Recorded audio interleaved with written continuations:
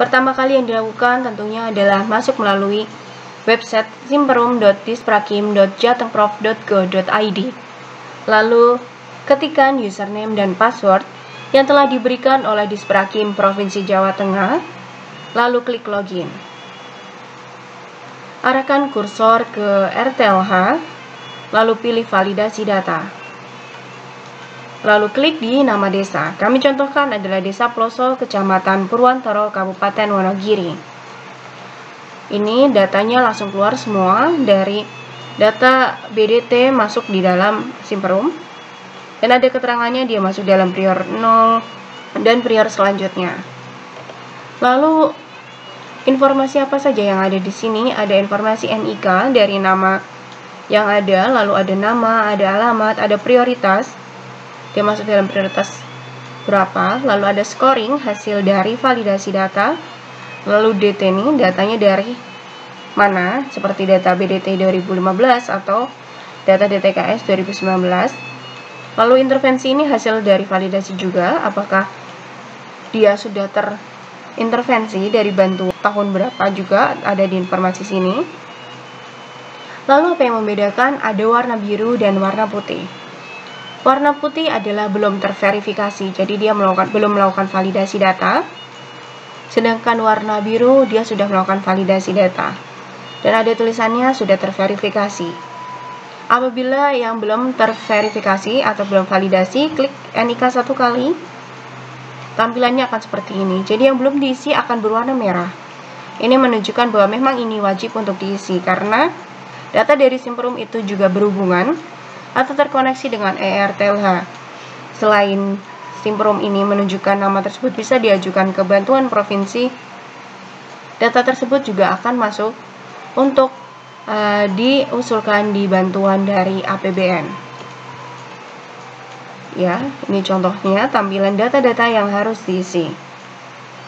Dari tadi kondisi informasi pribadi, lalu status rumah yang dia tinggali, jumlah penghuni, luas rumah, sumber bantuan, lalu dia berada di kawasan seperti apa, lalu kondisi kerusakan rumah yang dia tinggali, lalu bahan yang dia gunakan seperti bahan lantai, bahan dinding, dan bahan atap, dan sumber penerangan dari mana. Ini juga ada berwarna merah menunjukkan bahwa ini harus diisi. Lalu juga ada pilihan untuk mengupload foto dan untuk mengisikan koordinat. Lalu apabila sudah melakukan validasi, klik simpan. Itu contoh yang belum melakukan validasi data. Sedangkan contoh yang sudah melakukan validasi data, contohnya milik Bapak Dwi Ferry Nugroho. Klik 1 kali di NIK. Dia tidak ada yang berwarna merah karena sudah terisi semua dari data NIK sampai kemampuan bersuadaya dari Bapak Dwi. Lalu ini juga sudah diisi semua dari luas rumah sampai kawasan dia berada di kawasan mana. Lalu status rumahnya dan status lainnya, lalu kondisi kerusakan rumah dan bahan yang dia gunakan untuk rumah yang dia tinggali sudah diisi semua, maka tidak ada yang berwarna merah. Lalu ini juga dia memiliki jendela, punya ventilasi, ini faktor kesehatan rumahnya. Dia menggunakan sumber air dari mana, sumber penerangan dari mana, lalu dia punya kamar mandi sendiri. Lalu jarak septic tank dengan sumber air berapa meter, ini juga faktor kesehatan. Ini informasi tambahan, juga tidak ada yang berwarna merah karena terisi semua. Lalu ini adalah pilihan upload foto. Dia sudah mengupload foto dari samping dan dia juga sudah mengisi koordinat. Cara isi koordinat pun sangat mudah. Ketikkan saja nama desa dan kabupaten. Ini menjelaskan supaya tidak ada kesalahan dengan nama desa tersebut, karena takutnya ada nama desa yang ada di kabupaten lain. Dan lebih amannya lagi jika menuliskan nama desa, nama kecamatan, dan nama kabupaten apabila di dalam satu kabupaten ada nama desa yang sama. Lalu setelah itu klik simpan.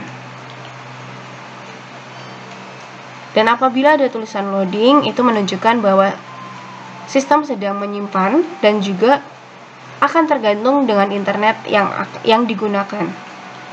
Jadi apabila internetnya tidak cukup cepat, maka loadingnya pun juga membutuhkan waktu. Jadi tadi Bapak Dwi Ferry Nugroho, hasil dari scoringnya dia masuk dalam BSPS. Dan ini menunjukkan bahwa Bapak Dwi Ferry Nugroho layak untuk diajukan untuk bantuan BSPS. Sedangkan ada nih Bapak Gito, hasil scoringnya dia masuk ke BSPS dan BanQ. Ini bisa diajukan ke BSPS dan juga bisa diajukan ke BanQ. Ini tergantung dari desa ingin mengajukan ke bantuan yang mana. Setelah melakukan validasi data, untuk mengecek nama-nama yang sudah divalidasi dan nama yang belum divalidasi, ada dua cara. Yang pertama adalah download Excel, klik satu kali, maka akan terdownload.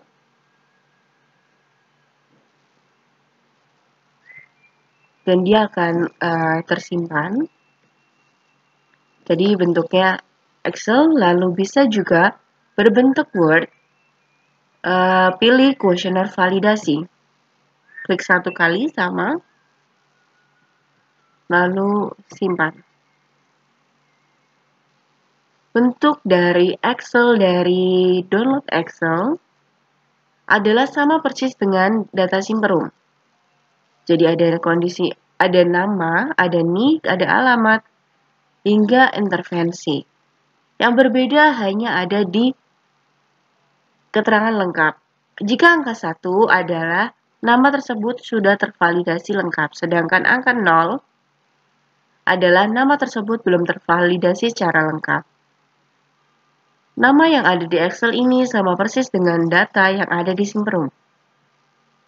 Sedangkan bentuk dari data kuesioner validasi adalah berbentuk kuesioner tetapi nama-namanya sudah terisi sesuai dengan yang ada di dalam Simperum.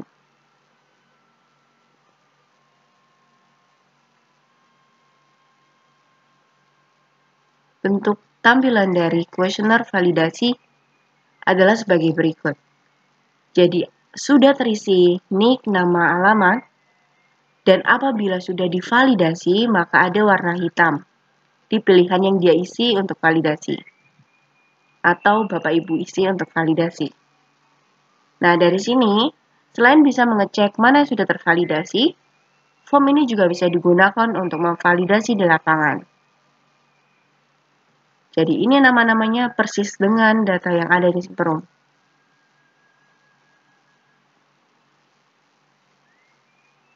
Ya. Sedangkan ada pilihan satu lagi yang ada di Simperum, yaitu kuesioner kosong. Kuesioner kosong ini adalah kuesioner yang belum ada namanya. Jadi ini mungkin memudahkan untuk ketika ada nama-nama yang ingin dimasukkan ke dalam data BDT. Bentuk kuesionernya sama persis dengan kuesioner terisi yang tadi. Hanya yang beda adalah belum ada nama, belum ada NIK, belum ada alamat. Ini adalah data kosong.